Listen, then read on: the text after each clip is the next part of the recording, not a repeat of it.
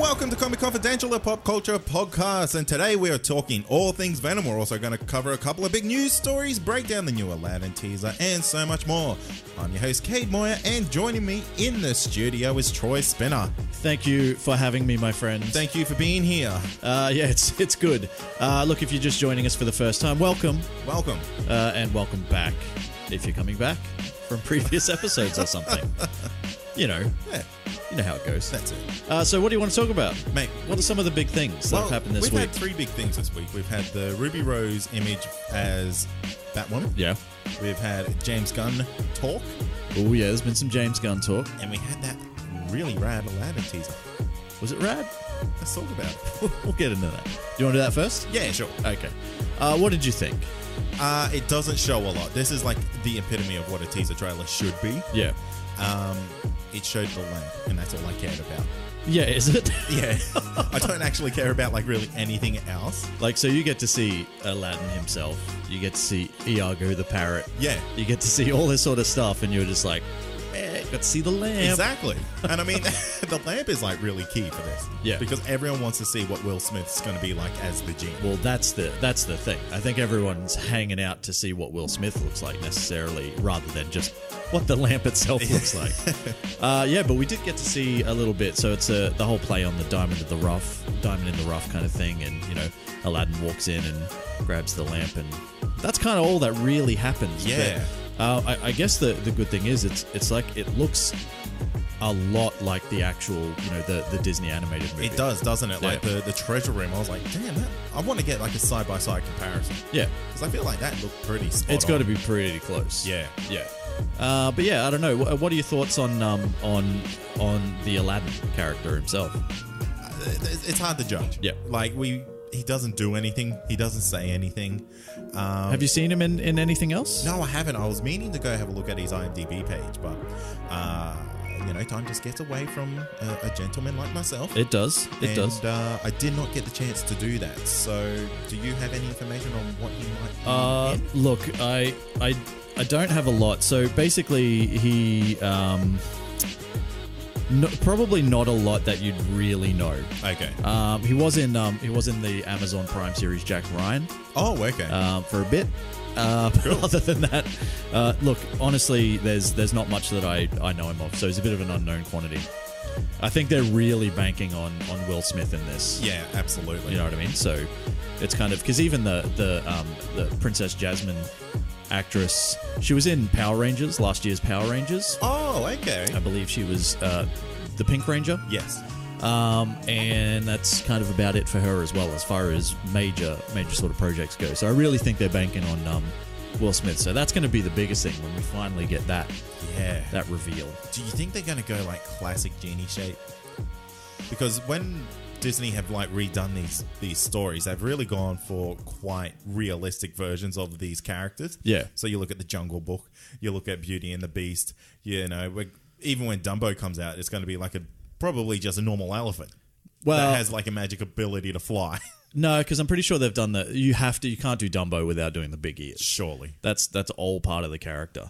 It'll be interesting to see if they go heavily CGI with the genie. Yeah. And just have it kind of resemble Will Smith and sound like Will Smith, but be a predominantly CGI character, which I feel like they're going to have to do. You reckon? Otherwise, it's just going to be Will Smith in blue body paint like Tobias Funke from Arrested Development.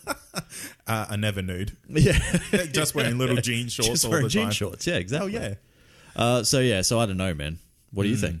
I don't know. I reckon a name as big as Will Smith, he's going to want some FaceTime. Yeah, but that's kind of what I mean. I mean, they'll make it resemble him. But you know, I think it'll resemble him, but it won't be just him. Maybe they will. I don't know. Yeah. See, they're gonna have to do something because spoiler alert: at the end of Aladdin, he becomes a man. How dare you? I know. Sorry, but how are they going to show that transformation if they even do that in this movie, where he uses that last wish to set him free? Yeah. Where he then just becomes a normal person, not this big blue puff of smoke type of thing. Yeah. So I think they're going to have him. See, I think I want them to make him a normal man. Right. But somehow make it seem like he's kind of magical. Right. Because I think it might be a little bit left field if they have a blue like Will Smith there. So more like Shaquille O'Neal in Kazam. Yeah. Yeah. That's exactly what I want. Where it's just, 7 foot tall Shaquille O'Neal in some genie clothes. Yeah. Just walking around with a kid. Yeah. Super stereotypical. That's what I want. Yeah, okay. All right. This is more a remake of Kazam than it is of Aladdin. Yeah, 100%. Let's face it. Anything else you want to say about the Aladdin teaser? Looks great. Let's be honest. Looks great. Who knows? It's going to make $1 billion. Oh, it's going to make all the money. They don't care. No. That's just printing money. This is the Disney machine just keeps rolling. Yeah. Let's talk about James Gunn. Okay. So as we know, famously, James Gunn was fired from Disney for some tweets like about 1,000 years ago. Pow pow. That he apologized for 1,000 years ago. And so they decided to make a stance and they got rid of him. And now apparently he will be, this is confirmed by the DC Daily podcast, which is an official DC podcast. Oh, is it really? Yeah. So it has been confirmed that he is at least going to be writing Suicide Squad 2. Not so much directing necessarily, but we'll see what happens there. He'll direct. He'll probably direct. He'll 100% direct. They still haven't locked in a director yet, so there's every chance that he'll direct as well. But it seems like at this point, James Gunn has jumped ship from the MCU to DC. What do you think? I like it, and I want him to direct the Flash movie. That's not going to happen. It will happen. Why do you think? So do you mean Flashpoint? Yeah, or like just a standalone Flash? Just anything with Flash. I want a Flash Cyborg team up, which was like the original team up that was supposed to happen. Yeah, because I know we'll never get the Flash Green Lantern team up. Yep, but maybe we can.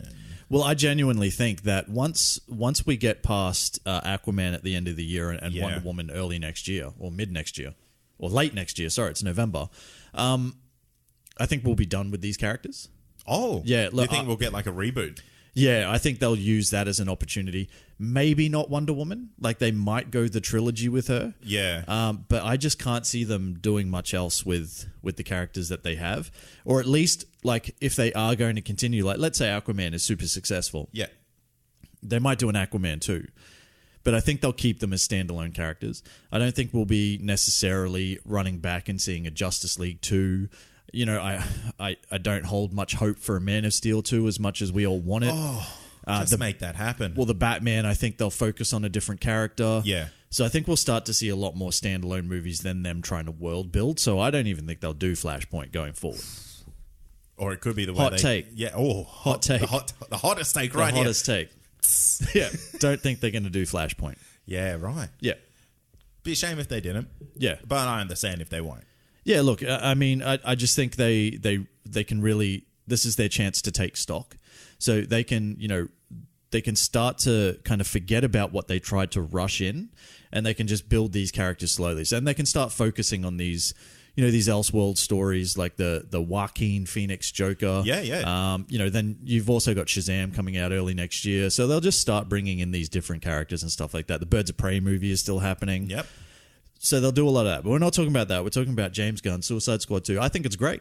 What about Dave Bautista jumping board? Well, he wants to. Yeah. Is that because no one else is going to hire this guy? Well, like that's how I see it. Yes, he did make an appearance in Blade Runner 2049, but it was like a 2-minute cameo. But he was quite good in it. He actually was good in that. Yeah. That 2-minute performance outdid anything he's done in Guardians of the Galaxy in terms of acting. Well, don't forget, he's still Drax, right? Yeah. And he is still slated to pop up in Guardians of the Galaxy Volume 3. He is still probably slated to pop up in Avengers 4. So the guy still has like some big movies potentially coming out. He doesn't have to. He's just basically staying loyal to his friend, James Gunn. Michael Rosenbaum has come out and said that he also wants to join Suicide Squad. I feel like that's more like a, it's kind of like, don't forget about me, guys. Well, I don't want to be negative, right? But it's kind of like, what has Michael Rosenbaum done other than, Guardians of the Galaxy? Well, and even that, he had the briefest cameo in it. Well, and you didn't even know it was him, but it's kind of like, it's like, hey, my friend who is now making this potentially big movie, hey, I'm not doing much. Yeah, I'm here. Get me a role in there. Rather than where with Dave Bautista, I think it's more a he could get other work, absolutely no problems. I think it's just a sticking to your friend, as it were. It's very ballsy considering that you're still signed on to Guardians 3. A lot of what he has done is pretty ballsy. Yeah, he's kind of like pretty much straight out called out the Disney CEO, for basically for firing James Gunn and all that sort of stuff, and it is what it is. He's reckless, mate. Anyway, let's get back on track. Let's not make this political. It's a really good fit. So James Gunn is like, he's got those comedic chops, obviously, but he's obviously he grew up in horror. Yeah. And I think that works out really well for Suicide Squad. Hell yeah. And I think if they really kind of, even though it is technically Suicide Squad 2, if they forget about trying to keep it anywhere near the same type of movie as the first one and just go, all right, let's just reimagine this as Suicide Squad, but we'll call it Suicide Squad 2 because we have to. And the thing is, the team can change and adapt. It's a squad, Troy. Well, that's the whole point of it. You can, characters die, new characters come in. It absolutely doesn't matter. You've got your mainstays. Yep. Obviously, you're going to have to keep Will Smith. Yes. Harley. And you're going to have to keep Margot Robbie. And you could probably drop the rest. Pretty much. I think you could comfortably get rid of any of the others, and it'd be fine because you're going to build that franchise around those two characters. Oh, definitely. So, anyway, I guess the whole point of that, James Gunn, Suicide Squad 2, it's happening. He's writing it at least. I think that's great. Hopefully they can get a director to match if it's not him himself. Yeah. What's next? Ruby Rose. Batwoman. What do you think? I love it. Really? I love it. I'm 100% sold. Her acting is, in my opinion, what comes out of a dog's butt. But, whoa. But she looks the part. And I know this would probably be an amalgamation of artist creation versus an image versus, what we're actually going to see on screen. Yeah. But from what I see here, it looks great. Yeah. I love that suit. I mean, it's a little bit improportionate, but, whatever. When you see it in real life, it's going to look great. Yeah, that could just be the image itself. Yeah, exactly. Look, I think they've done a great job in capturing what the look of Batwoman should be. Yeah. I too am on the fence with Ruby Rose as far as her acting goes. But I also haven't seen any of Orange is the New Black or anything like that. So I'm basing this off not much. Yeah. Because I haven't seen her in much. I haven't watched movies like The Meg that she's in or Triple X2, The Return of Xander Cage or any of that. I never will. All these great blockbusters. Yeah, so, it's so, I don't have a lot to go on. So I'm not basing it on much, so it's probably a little unfair of me to even comment. But I do like the look that they're going for. I think it's great. It's got me interested enough that, I will tune in for the crossover. I'm not watching any of the Arrowverse shows at the moment, but I'll tune in for the crossover. Yeah. Really interested to see what she does. I like the fact they haven't shied away from the cowl. Yes. And the bat symbol on the front or anything like that. They're not trying to darken it down so you can barely make it out. They're really going for bright colors. We've got this license and we're showing it off. Yeah, exactly. And I think that's great. And it doesn't look as leathery as other Arrowverse costumes. That's right. It kind of has a textile fabric feel to it, doesn't it? Yeah, almost like a proper costume should be. Yeah. You would, well, not costume, but outfit. Yeah, whatever. But either way, I think it looks good. Yeah, absolutely. And there's one thing to kind of just remember when it comes to Ruby Rose's acting. What's that? This is the CW. Well, that's fair. I mean, they're not winning any Oscars over there, so she's going to slot right in, and she's going to be right at her level. Yeah, exactly. And I think that's a very good point actually, because you could look at any one of the 4 or 5 shows if you're including Black Lightning, I guess. I mean, if you want to see some real emotional depth, just go watch any scene with Diggle. Yeah. And then you'll be like, okay, Ruby Rose, you're right in here, buddy. Yeah. Diggle and Jax when he was on Legends of Tomorrow. Yeah. They both struggled a little bit when it comes to the emotional depth. But I think most of them do as well. Yeah. But I think it's good. I think it's a good move. I'm really interested to see what they do with the crossover. Hopefully it means they can bring in a few other Batman licensed characters and stuff like that, and we'll see what they do. They've done Superman. I mean, let's just do Batman. What's the hold up? I mean, maybe it's a Gotham thing, or at least a Batgirl or something. I mean, I'll take a Batwoman if that's all I can get for now.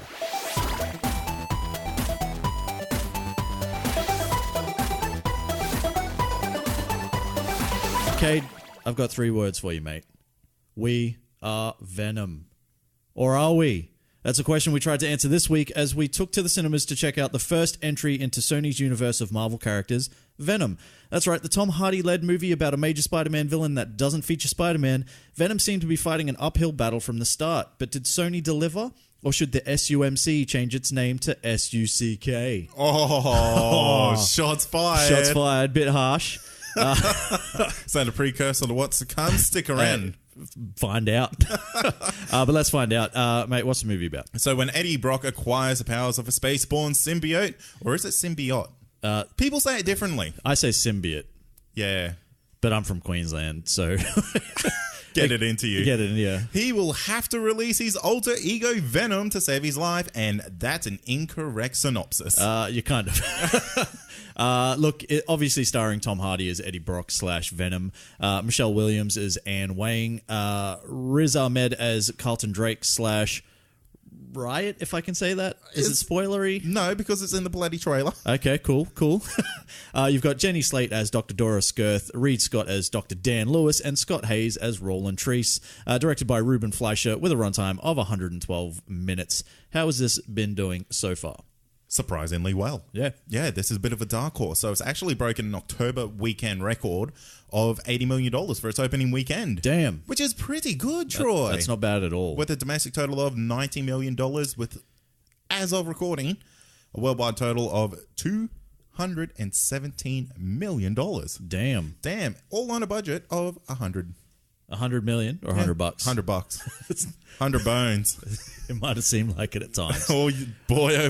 But look, we'll get into that. Critically, Rotten Tomatoes has this at 30% rotten with an audience score of 89%. Now which that is has insane. to be the biggest difference we've ever seen. It's got to be pretty close. Yeah. So 30% there, 89% for the audience. IMDb has it as 7.1 out of 10 with Metacritic giving it 35. Obviously, we're going to get into some non-spoilery overall thoughts first, and then we'll jump into the spoiler section, and we'll spoil the shit out of Venom for all you people who have either seen it or don't want to and just want us to tell you about what happens. Yeah. So, what are your thoughts overall? Look, overall, the movie's not as bad as what the critics say. Yeah. But it's not as good as what the fanboys are saying. Right. It's in this in-between area. Okay. It's not terrible by any means, but it's not fantastic either. Yep. The action pieces, they're good. The representation of Venom is good. Yeah. But we do get a very poor villain in this movie. Massive problem. Yeah. It's a huge problem, actually, of this movie, and it's the biggest downfall. The CGI battles are just this kind of blurry mess because it seems everything happens in this movie in the dark. Yeah. And when your characters are dark or black and they're in a black area, it's kind of hard to see what's going on. Yeah. And we're now in this age of movies, Troy, where we can do fight scenes in bright light. Yeah. And they look fantastic. I mean, we just have to reference the Aquaman trailer that was released a couple of weeks ago. Yeah. That looked amazing, where you see these fight scenes actually happening in pure sunlight. In the daytime. In the daytime, you're like, wow, what a different dynamic this adds. Well, think about like the episode we did last week when we did like our top 10 comic book movie fight scenes. How many of those actually took place in the day? Yeah. I think all of them took place in the day. Yeah, probably. I think the vast majority, from the ones that I can remember off the top of my head, they were all in bright daylight. And there's no reason why, like, yeah, I understand that some of these, like the elements of villainous, or they're like a little bit, dark and gloomy and gritty and all that sort of stuff. And, like you're probably not going to have a Batman movie and have daylight fights. Yeah. You know what I mean? That's it is fine. what it is. Yeah. But for the most part, like, why not? And, the thing with Batman is that fits the mythos that he fights crime at night. Yeah, exactly. So it's not like Venom goes around and only fights bad guys at night or does what he needs to at night. Yeah. I don't know about you, Troy. Yes. But this felt like an early 2000s film. Yeah, see, I don't know if I understand that necessarily, because I have heard that that whether you class it as a criticism or not, I don't know. Yeah, it's not a criticism. Well, is it or isn't it? Because it's kind of like, it just has a feel of very, very early Marvel films, or like the original Spider-Man films and X-Men films, where they don't seem to have that next level polish. Right. That maybe. the current Marvel movies do. Yep. What made it really stand out for me is there's scenes in this movie that gave me like PTSD of the Hulk movie, where we get like multiple boxes going at the same time with different scenes happening in them, like a comic book panel. Yeah, but that's you can't deny, as troublesome as the story was, Ang Lee's Hulk was beautiful. It looked really good for its time. It did. It really did. But it's just those scenes where it's like... I see what you're saying. Yeah, it's just like... That felt real dated to me. And I was like, that didn't work back then. Yeah. And it's definitely not working now. Right. And it kind of happened sporadically. It would happen in one part, and then it's never mentioned or like shot like that again. Yeah. So it's kind of like the editing was a bit off in the sense like, okay, this didn't work, but we're just going to have to keep it. Yeah. Because we're out of time. That would be the biggest issue for me with this movie. The editing? Yeah. Yeah. It's like the movie didn't know what it was. Yeah. It was kind of jumping from place to place. Definitely. It couldn't, like, tonally, it couldn't find its tone. Yeah. Like, at all. Yeah. It was kind of trying to be adult, trying to be like, this kind of like darker, R-rated-ish type of movie without being R-rated. But then it was also trying to be this light, almost trying to fit their characters within the mold of the MCU without trying to make that comparison. But, like trying to have them a little bit kind of like jokey and bantery, even though like the script, in my opinion, was pretty well terrible. Oh, the script was dog shit. This whole movie lacked when Eddie wasn't on screen. Yeah. I think it's just, there just seems to be a lot of missing pieces. Yep. And you would almost think that they kind of rushed this movie out to get it done. It seemed like it got shot pretty quick too. But that doesn't seem like it's the case. It just seems to be like maybe it's more of this like Sony Studios just can't figure out how to edit their movies to get them onto the screen. Because we've had these problems plenty of times before with their Fantastic Four properties, with, the later like Spider-Man movies. So Amazing Spider-Man 2, Spider-Man 3. It's all a lot of like studio pressure and studio interference and saying we want this, and this. And it's like, at what point do they not turn around and go, hey, maybe we don't actually know what we're talking about and we should leave it to the directors? When a movie like this, which I agree with you in the sense that it is nowhere near as bad as critics are saying. It's not a 30%. No way. Like this scored, it's a good, on Rotten Tomatoes at least anyway, this is a good 15% lower than Fantastic Four Rise of the Silver Surfer. What? Which is criminal, really. But my point is that when a movie can be slammed like this, like 30% here, 35 out of 100 on Metacritic, et cetera, and still go out and score $200 million in its first week, that's why Sony keeps doing what they're doing. Exactly. You know what I mean? Like, because they're still making money off it. There is a lot in this to like still. Oh, definitely. Like, there's a lot in this movie to like. I think Tom Hardy's Eddie Brock is very likable. Absolutely. Good character. He's almost too likable, though. You reckon? Yeah, he's got a boyish charm about him. Well, remember, he's not necessarily the villain here. I know, and he's not the Eddie Brock of later times. Yeah. Which is something that you need to take on board when you watch this movie, because you're like, hang on. Yeah. He is not like this. Yeah. So it's kind of like it's this weirdly done Eddie Brock in this kind of time frame of his life that we can't quite figure out. But it seems, it's his character is good. Given a tighter script, might have been a lot better. Michelle Williams is always good. I think like her character was wasted, but I think if she signs on for a sequel and they can work with that character and have her do a bit more than just at one point rock up in a Venom suit, like spoilers probably, but I mean, you know what I mean? Yeah. Like she was just completely wasted. And, it suffered what a lot of the other movies suffered, which was a shithouse villain. Yeah. Absolutely shithouse. And a story that at times didn't really make sense. But I think if they can like fix those things, Like, there's potential for a really good sequel. What I think the problem with this movie is that it knows it should have been an R-rated movie or an MA-rated, something to just give it that extra little push into what the Venom mythos is. Yep. And they tried the best they could with a PG rating. Yep.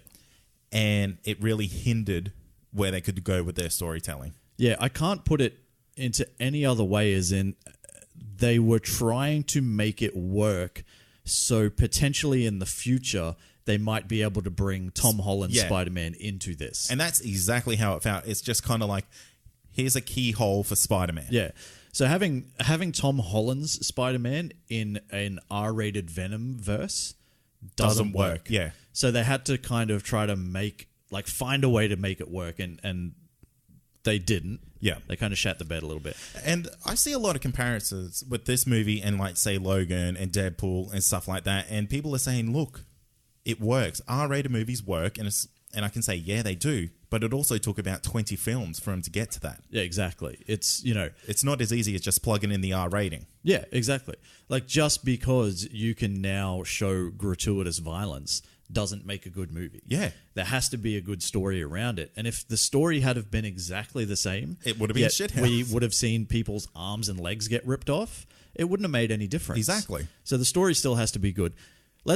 This is non-spoiler territory, and I do want to get into some spoilers and stuff like that and talk about some things. Maybe I don't really think there's a lot you can spoil, but we'll get into it anyway. So just before we move on, for the people that haven't seen the movie yet and are thinking about going to see it, hit, shit, or split, where do you land? I'm a firm split. Yeah. Yeah, it's not as shit as it sounds, and it's not as great as the fanboys make it out to be. Right. There's too much in this for me to dislike than to like. Right. Yeah. Okay. I'm also going to be split, and I'm probably a little bit more on the other side of that, insofar as I would say that there's a lot to like. Yeah. There's a lot of shit, but it's not like, it's a 112-minute movie. With about 40 minutes of credits. Yep. But it's a 112-minute movie, and it didn't feel like it was that long. It felt disjointed in places and stuff like that. And there's some, you're going to, like, on the screen, you're going to kind of go like, oh, like, what's happening right now? But it's okay. Like, it's not too bad. So I guess my point is, go out and see it for yourself and see where you lie. Yeah. Because you can't listen to the critics. You can't listen to the Uber fans. You've kind of really, for this movie in particular, you've got to go and check it out yourself and see where you lie. But yeah, I'm kind of dead in the middle. Yeah. And now it's spoiler time, you guys. Oh yeah, let's get into the good. Okay. So let me kick this off, Troy. The good is Venom. Sure. Venom was a great look, the character. He looked amazing. It kind of looked pretty spot on to how I would want my Venom to look. He's huge. He's savage. He has the dark humor for days. Yeah. So I feel like they nailed Venom the best they could with what they had to work with. Yeah. Yeah, that's fair. Do you think the humor hit every time? I thought it did. Sometimes it felt a little bit forced, but it was enough for me to go, they weren't really towing the line. Right. I was in a pretty packed cinema. Yeah. And I'm not a laugh out loud kind of guy anyway. Like, when I'm watching a movie, like, that's not really my thing. I'll have an internal chuckle. You're like, in your head, you're like, ha ha ha. Yeah. Yeah. Lol. That's funny. Yeah. But there was laughter. There was dead set laughter in the cinema. Like more times than not, I think. And so I think there's something there. So I think they managed to at least capture the dynamic between Eddie and Venom for the most part. Yeah, absolutely. Well, I love the interactions between Eddie and Venom. It felt like it was almost a buddy cop movie between those two. Yep. The interactions they had. This is a weird comparison, but I kind of had like a Jackie Chan and Chris Tucker vibes between them. Okay. Well, it's like one's a very stoic person, and the other one is like a little bit of a left field. And yeah, I don't know. Sure. It's just the vibe that I got from that. It's like I felt like this was Rush Hour. Right. Okay. Not what I was thinking at all, but yeah. Okay. But what the movie needed was more of that, because I kind of got the feel that when it was anyone else, I didn't care. Well, I just don't think they developed any other character. No, absolutely. Like, it's even if you look at like Michelle Williams and the Carlton Drake, like the main villain of this whole thing. Oh, I'm going to talk about him later. We'll get to it when we get to the bad, but it's kind of like, obviously the heavy focus was on Eddie Brock and Venom. Yeah. And that's where it should be. Absolutely. Sure, like absolutely makes sense. But if you're not developing any of the characters around you, then any time those two aren't on screen together or, interacting with each other in some way, it's really hard to give a shit. Oh, about. Absolutely. So, yeah. That's the perfect way to put it, Troy. Yeah. Continue. Sorry. Oh, old school notes. Old school notes, Troy. This guy's got a pad and friggin'... So, the violence. Yes. It was good for what it could be. Yeah. And while I enjoyed all the fight scenes and all the action scenes in this movie, it just... All of them? All but the last. Right. All but the last. Yeah. I like the scenes where, Eddie's kind of finding out Venom and things like that. Yep. Where we actually don't see Venom. We just see Eddie having these like little appendages coming out of him and taking care of business. Yeah. Which is quite cool. And it kind of is playing into this whole insanity thing that Eddie feels like he's got going on because he's hearing voices in his head. Yeah. It's just a really good transition from like, I guess, beat down character going through a struggle and then being lifted up. Yeah. So I thought that was really good, I guess, character development between those two. And it was just entertaining. Yep. Those two, it's great. And I just need more of them. If there is a sequel, I need more Eddie and Venom. Well, you would assume that. I mean, because this is kind of like, it's gone back to that. I guess if you want to go back and talk about that kind of like 2000s-ish era of movies, it is that real kind of like that sort of era. What's the word I'm looking for? Kind of like like an introduction to that character. Yeah. Yeah. So, and it's kind of like it has to be that. It has to kind of, it has to build this world and introduce you to the two of them.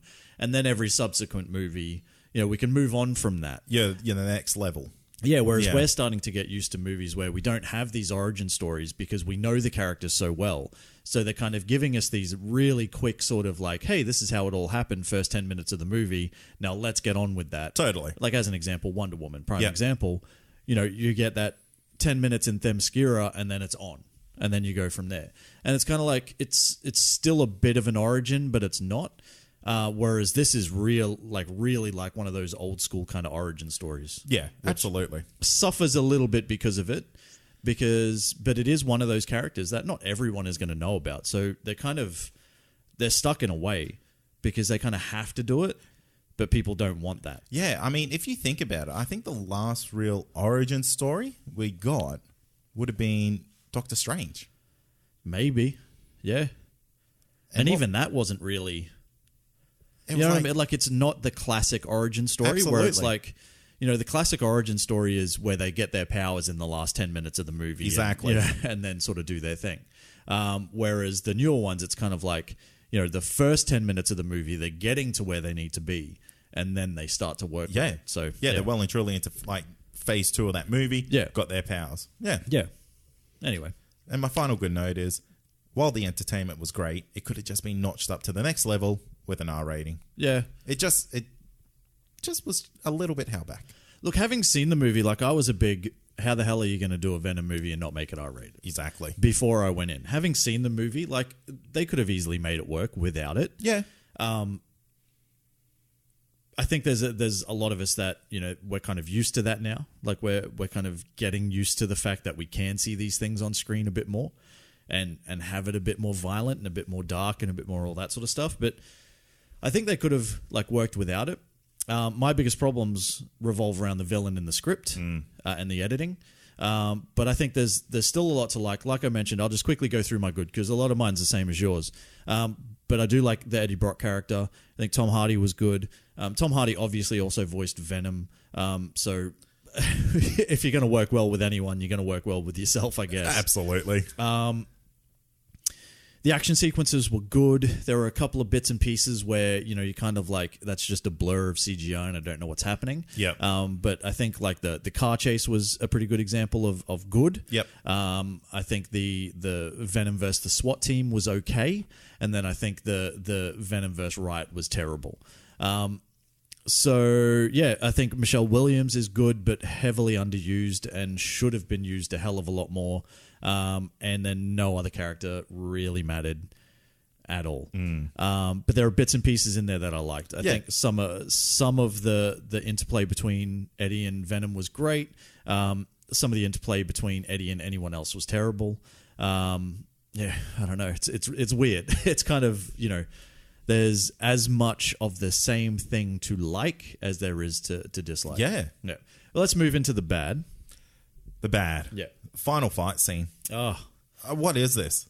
It's two very dark characters fighting in a very poorly lit area. Yeah. Shit's just flying everywhere. Yeah, there were bits and pieces of it that kind of looked really good. Like, and I think where, you know, there's a scene where Riot tears like the symbiote straight off Eddie Brock. Yep. Not bad. Pretty good. There's a symbol where there's a section where there's a whole mess of symbiote and there's human in there and all that sort of stuff. Not bad. Pretty good. Pretty good. Then there's just the actual CGI Venom versus CGI Riot. And a lot of it was just like, what the fuck is happening right now? Like, we've moved past this. We've moved past, like, you know, the Transformers of it all, where it's just a mess of metal and you don't know who's fighting who. I thought we had moved past it. But unfortunately, Venom's taken us right back there because it's the same sort of shit. Yep, absolutely. You don't know what the hell's happening. So, yeah. Some of their CGI also felt very, very cheap. I mean, we see this one scene in the trailer where we got Carlton Drake as Riot and he kind of clears a computer room with, you know, big sword hands. Yeah. He honestly looks like he's pasted into that scene. Yeah. And it's just like, oh, come on, guys. Look, because I think sometimes Riot looks great. Like, the detail on Riot can look outstanding. But then sometimes it's just, like, really, really crap. We got a scene where we got Carlton Drake kind of talking to Riot.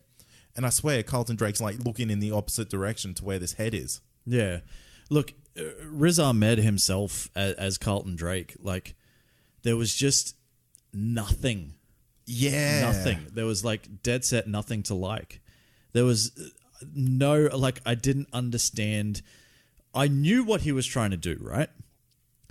But I like, his whole motivations were essentially that he kind of basically thinks Earth is a piece of shit, and, you know, wants to take Earth to somewhere else. And the way we're going to do that is we're going to bond with these symbiotes. I don't know how to do it. So I'm just going to keep using homeless people until I fucking get it right. Yeah. Right? I have an educated guess that this might work, but I don't. Yeah. And also, then it just does work because the symbiotes need to find the person that they want to bond with, because Venom actually specifically says, like, I found you or whatever. But he didn't. No, it was random. Because Eddie went in there and he found the Venom symbiote attached to his homeless friend. And so, like, it's just, and like, yes, you could say that Riot basically went from Malaysia to San Francisco in the most ridiculous fucking way to find Carlton Drake. But I just, like... How do you know where to go? Maybe they're drawn to each other. But, okay. But the whole point is they don't really say.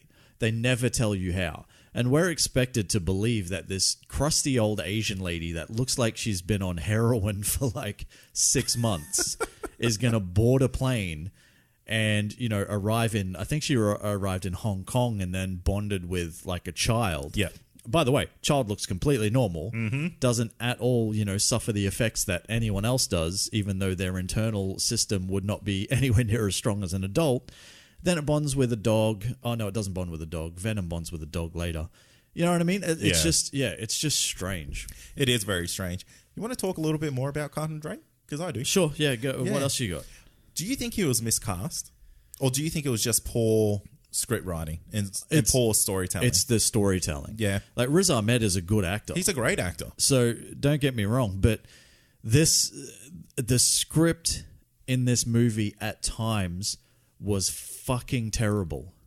And that's being nice. Right? That's just the script. Yeah. The actual story behind it also at times fucking terrible. Oh, absolutely. Right? So I think the only thing that really worked as far as the script went was Eddie Brock with Venom. I wonder how much of that was improvised.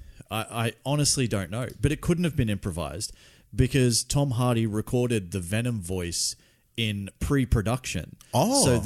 So how it worked is when he was talking to the symbiote, he was basically being fed the lines of what Venom would be saying into an earpiece. Yeah, right. So he could then react off that. Okay. So that was pre-scripted. Huh. So there might have How been... is that so good and the rest so bad? Yeah, look, I don't know because honestly, like even Eddie Brock himself, right? Let's just think about this for a second. So here is this company. I don't even know what the name of the company Life Foundation. No. The company that he worked for, Eddie Brock. Oh, okay. The guy who runs it is also in Pop's Barbershop in Luke Cage. Yeah. So He's moved on up in the world. Yeah. Real quick. He's their best investigative journalist. Yeah. He says it at some point. Oh, yeah. You're the best we've got or the best we've seen or, something like that. People love you, Eddie. Yeah. Here's Eddie Brock literally looking like a homeless person in a fucking hoodie doing these video blogs with a notepad and paper and like at times literally stopping the conversation to look at his notepad.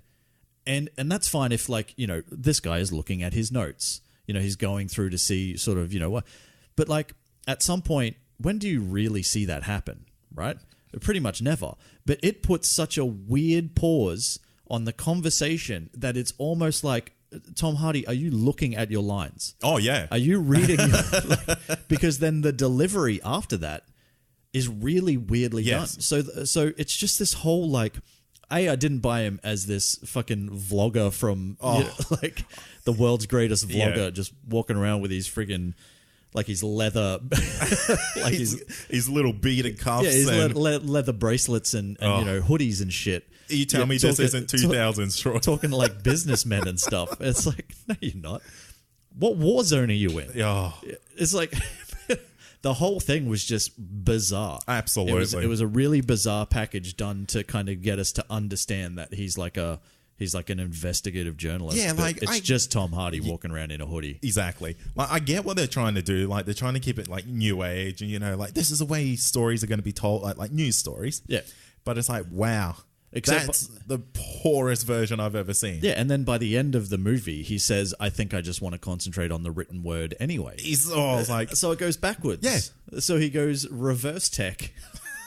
And just, I'm going to start a blog. Yeah. Like, I don't get it. A lot of it was just bizarre. And even his delivery of a lot of it was just very weird. Like the weird looks at the pad and then the awkward pauses. And there were a lot of pregnant pauses in this movie that just fucking really took me out of it. Fair anyway, call. What else you got? Yeah, so basically, all I want to say is that Carlton Drake was the least impressive villain I've probably ever seen in a movie. Oh, I would dead set. I would put him as worst. Yeah. Because there is like next to no motivation. Exactly. There is like I don't even know what the whole point of it. And I know like there's what they're trying to do. If we're going to break it down a little bit comic booky. Okay. So in the Lethal Protector series, right, which is partly what some of this is based on, Venom becomes kind of like a hero for the homeless people. So he kind of essentially becomes like their protector. Yeah. And that's kind of what we're trying to get at because he is trying to save the homeless people that are being killed in these experiments. But ultimately, for what? Like, it's... like, Carlton Drake's motives are realistically to go to space, to live somewhere else as a symbiote. Just let him go. Yeah. Like, catch you later, mate. See you, mate. And I know, like, Riot's whole thing, though, was to have the reverse of that. Bring them all back. Bring them all back. Yeah. But, like, when the fuck was that told? Now, here's the thing. these symbiotes got on a comet. Yeah. Now, Millions of them, by the way. millions of them. Yep. And now they only took what we saw was 4? 4? Maybe 5. Wink when you Yep. get to that end credit scene. Uh-huh. Yeah. I don't see how he's going to get to their planet. I don't know how he's going to catch up to a comet. Well, in a spaceship, mate. Yeah. Like, his whole plan is to jump in a spaceship and fly to this comet. And I don't know, live. Yep. I'm going to go live on a comet. Yeah, because Earth is fucked, apparently. Yeah. In one generation. One generation. So, like, can you at least... The Predator at least gave us 1 to 2 generations. Is this the new doomsday? It is. Like, you've only got a generation to live. Climate change is dead set going to be this generation's like doomsday device. Yeah, absolutely. For movies. Because there was volcanoes for a while in the 90s. We got like 3 volcano movies. Then there was big like earthquakes and stuff like that. And then tidal waves. Yeah. So basically it's climate change and overpopulation. Yeah. We've got 1 generation left according to the Venom movie, and Carlton Drake knows it. And he's just trying to he's the only one on the earth who knows it. Yeah, and he's just trying to move to a comet. Now, Troy, I'm going to point out a blaring, obvious plot hole in this movie. Yeah. Well, it's not really that bad. We get Carlton Drake's lab assistant. Yes. Eddie, she's a doctor. Yeah. Yeah. Let's Eddie Brock in. Yes. With a hand scanner. They'll be attached to her ID profile. Yes. And they don't instantly recognize it was her that let him in. Well, maybe I think he didn't he? No. Because then he just threw her into the thing. Oh, they did much, much later on. Right. But it's not like, go check the scanner, who the fuck let him in? Oh, yeah, I suppose. They kind of they got up the security guard and all that sort of stuff and fired that dude and then he went and told on her or something. And that's how they figured it out. Yeah, pretty bizarre. Very bizarre. Like, you're keeping aliens in here. Yep. And it's just, no one's checking the record. Hey, there's another character that didn't matter. That character mattered about as much as that security guard mattered. Absolutely. You know what I mean? Yeah. This is how poorly written everybody else was. All right. I want to talk about his relationship with the fiance/ex now. Yeah, very quick to just go, yeah, no, we're done. I wasn't feeling it anyway. Yeah. So I was like, why even put this in the movie? Yeah. Well, do you mean the relationship? Yeah. Well, because the relationship is like it's a comic book based relationship. It's like the Peter Parker to Mary Jane Watson kind of thing for the Eddie Brock world. Yeah, I just wasn't feeling it though. Yeah, like, well, that's probably the get chemistry between the two actors. Yeah, right. Fair. Because like they just didn't have anything to work with. They tried to have this kind of like fun banter between them, but it was all seemed to be really, really forced. Because the script was so fucking terrible. And that's fair. I actually felt more like chemistry between the new boyfriend and Eddie. Like, they seem to have like a little bit of a connection. Yeah, I would agree with that. Because I actually cared more about like the new doctor boyfriend than what I did about her and Eddie. Oh, I was rooting for Anne and Dan. Yeah, so was I. The whole time. I'm like, don't you get back with Eddie. Yeah. You stay with that Dan guy. He seems nice. He's a doctor. Yeah. He's going to look after you. He's a doctor, and he immediately just started caring for Eddie. Yeah. Even though it's like his current woman's ex. Yeah. He's a really nice guy, Dr. Dan. He is, and he was a big fan of Eddie's work. He was, which I don't like, understand. Because the guy just wears a hoodie. Hey, man. He's got some great groundbreaking journalistic skills. He does. Yeah, look, Michelle Williams, like I did touch on it before, but criminally underused. This is an Academy Award winning actress, right? And now what you do is you run the risk of her turning around and saying, nah, I don't actually need this. Yep. Like, I wanted to do this because I wanted to do something different, but now I've seen it. I don't think I want to come back. She won't. And now you run the risk of her not coming back. Yeah. And so we have a Katie Holmes, Maggie Gyllenhaal scenario from Batman Begins to the Dark Knight, where they just have to completely change the character and expect us not to care. Yeah. But we cared. Okay, we cared then. I didn't. And we'll care now. I didn't. You didn't care. No, I didn't care about that whole franchise. You know this. We'll talk about that. All right. what I want to talk about now, in the bad, it's probably my last note, is the violence or the lack of. Right.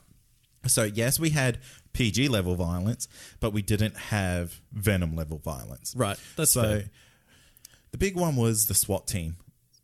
Yeah. Now, when that came on, I was like, how are they going to handle this? Yeah. Because he can't go in there snapping necks of good cops. He can't go in there, like, killing these guys. But is he? Yeah, well, I'm a human. Yeah. Right. I couldn't get thrown through a concrete wall. Yeah, so I'm pretty sure that if I was thrown, like, all the way across a warehouse and, like, hit some poles, Yeah. I'd probably die. If I went through, like, Or I might want to. yeah, I'd feel like I'd have, like, a lot of internal bleeding and probably would slowly die. Yeah. If not instantly. Look, I do like the way that they kind of they played on the whole Venom wanting to kill and Eddie telling him that he can't. Like, I don't think they played on it enough. You don't reckon? Because we see Venom only killed like 3 people in this movie, which kind of goes like for that character. We know Eddie and Venom have this little clash. Venom wants to kill people because that's what Venom does. Well, he needs to eat. He needs to eat. Yeah. And I don't really see that struggle between those two Yeah. enough, because kind of like Eddie just kind of rolls over and shows his belly and says, only eat bad people. Yeah. But that's fine. Bad people should be eaten. Look, we need to. We really need to kind of wrap this up. Let's talk about the Woody Harrelson cameo in the mid-credit scene. Yeah. What did you think? Underwhelming.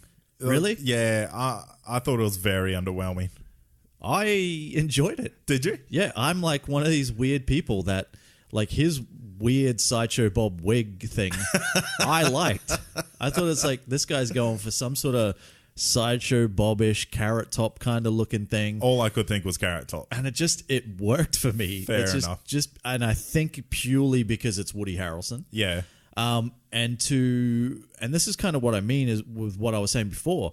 Like, if that's the future of this, and the next thing that we get is Eddie Brock, Cletus Cassidy, Venom Carnage, I'm in. You know they've already released a teaser for the second movie? Oh, bullshit. No, they have. Have they? Yep.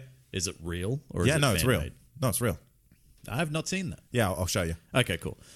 So I'm in, baby. I'm in all for... There's going to be carnage. If number 2, count me in, baby. All right, so... They have to make that at least MA. At least. You would think that they'd kind of do something. They need to... Let's just wrap it up with our final thoughts. Okay. Because I have some. Yep. Again, as I said before, nowhere near as bad as what the critics are making out. There is enough in here to, at the very least, be excited for a sequel. Yeah, definitely. And I think that's the biggest thing to take away. Yep. I think Tom Hardy's Eddie Brock is likable enough. Michelle Williams is always good if they can manage to bring her back. They won't. I think it's integral. If they can tighten up the CGI, make major improvements to the script, and ultimately what they need to do is try to distance themselves from the MCU. Do not try to play on this whole, we might potentially get Tom Hardy's... what's that kid's name? Oh, Tom Holland? Tom Holland's... Jesus, like full mental blank. Tom Holland's Spider-Man into this. Like, just forget about it. Just make these movies stand alone. And you can do that because there's enough material out there with Venom not teaming up or versing Spider-Man that you can make these standalone movies. Absolutely. And have it... And if we're going to do that, we're going to use Woody Harrelson and we're going to use Carnage, and the next movie is going to be Venom vs. Carnage, and fucking just go for it. Hell yeah. So take away the whole trying to fit in with the MCU. Just realize you're not going to make that happen. And I'm all in for a sequel. What about you? Yeah, look, I want one question from you, Troy. What? What would you have done differently with this movie? I would have focused the movie on that. Yeah. Exactly what I just said. I would have made that the whole point of the movie. Yep, fair enough. So I would have had it as Venom vs. Carnage. Yeah. And why not? Why not? And so, you can have it as this thing where, Eddie Brock, who it's already established what he is, right? So he stumbles on this story. This is where they're going with the sequel. But he gets this story with Cletus Cassidy. They both get the symbiote somehow. I haven't figured that out yet. But whatever happens, right? And then it's a battle through San Francisco of basically Eddie and Venom trying to stop Cletus and Carnage. That's where I would have gone with it. Yep. Or did what they did to set that up, but just did it a lot better. What about you? Yeah, look, what I would have done is I would have made this a Jekyll and Hyde scenario. Because I feel like this is something they could have really done well with this character. Because one, it plays into a whole Eddie being a, investigative journalist. And he could have been investigating these murders of like villains across the city. And what it could have been is obviously him at night or whatever, Venom, going through the city, doing what he's doing. I like that. And then he kind of has this, it's revealed towards the end, I'm the killer. I'm the Venom. Who does he battle in the end? Well, he could still battle against these other symbiotes, but yeah, I just feel like we didn't get that development of like those two finding each other and finding that internal battle. Yeah. Look, you're onto something. Definitely. And it could have been a bit more of a horror. Yeah, I think that's where they should have gone as well. Yeah. Definitely. Because, you look at Venom, he's scary as fuck. Yeah. But that's all, part of what I'm saying with, removing it from the MCU or trying to distance yourself from it. Just go horror. Yeah. Go violent. Go scary. Go scary.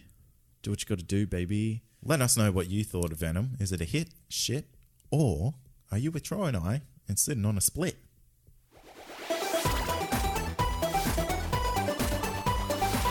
Well, Troy, that's it. Another show done and dusted. I enjoyed it. I hope you did. And listeners, if you enjoyed it, Troy, there's 3 things they can do to help the show. They can go to iTunes and leave a 5-star rating and review. They can go to patreon.com/ComicConPod and sign up to become a Patreon to help support the show on a monthly basis from as little as $1 a month. Or you can share the show around social media. Yeah, you can. With your friends. Just go family. People you don't know. I'm sharing this with everyone. Randos on the street. Just pick a rando and go, hey, you, listen to this. Give me your phone. Yeah. Don't share your headphones with them, though. That's weird, and you don't know where their ears catch have something. been. You catch some ear disease. Ooh, gross. Yeah, so do that or whatever. We'll be back next week doing some stuff. I'm pretty sure you're trying to tee up the whole Dawn of the Dead thing. Yeah, we'll see how Paul that from goes. The countdown. If that doesn't happen, we'll have something else. We'll have something else. Something good. Something fun. Yeah. But in the meantime, you can join in on the conversation on our social media outlets, and that's on Facebook. Just search Comic Confidential. We also have a really rad group of people. Yeah. The raddest. The raddest. The raddest. The baddest. And the saddest. Oh. It's the only other word I could think of. I was going to say maddest. Baddest. Oh, okay. Yeah. But good ways bad. Yeah. Yeah. Whatever. Like how gangsters say it. That's bad. Yep. So you can find that. That's Comic Confidential. Listener community. Simply answer the one question and you're in, baby. Yeah, and it's a pretty easy one. It's a very easy one. Yeah. We also have a website. That's comicconpod.com. Past episodes, future episodes, and everything in between. Damn straight. That is it. Thanks for listening. As always, I'm Troy. I'm Cade. And this has been Comic Confidential, a pop culture podcast. Cheers. Peace. Sad as Venom.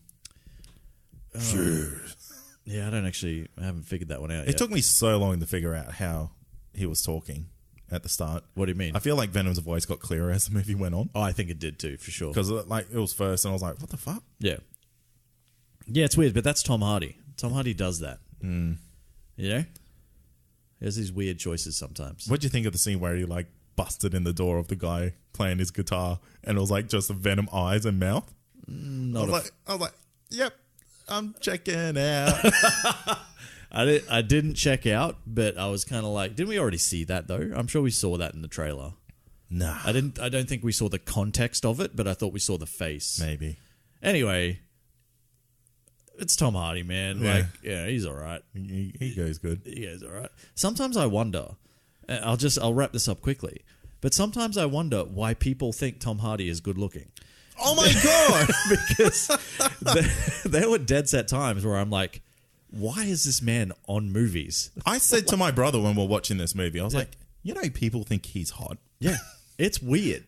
He is like I guess it's maybe that rough, kind of rugged. He has a dumb face. There's just something. He looks greasy. But in this movie in particular, he was sweaty for a lot of it. He was. So, I mean, it's not his fault. But even like when he was just being Eddie Brock, investigative journalist in a hoodie. Yeah. It looked like he hadn't showered in 3 weeks. Yeah, that's it. Yeah, like Tom Hardy looks like he smells. He looks like he was sleeping in a dumpster. Yeah. Yeah, that rubbish tip that he was reporting on. Yeah, that's where his he house. lived. Yeah, he was living there. Yeah. It's weird. But the city doesn't care about you being dead, and neither do the cops. Yeah. It's like, fuck off, Eddie. That's not fair. Yeah. Don't you judge my dead body like that. Did you just assume my dead bodiness? Did you just assume my living? My living standards? Anyway, weird. I just thought it was weird. I was looking at him on screen. I'm like, this is a leading man. Yeah. I don't know how this is happening. This guy's the best in his field. He doesn't look like it. Yeah. Anyway, I still love you, Tom Hardy. If you love this podcast, then head over to comicconpod.com to check out the other incredible shows on our network. Whether you love comedy, pop culture, or movie and TV reviews, CC Radio has got you covered.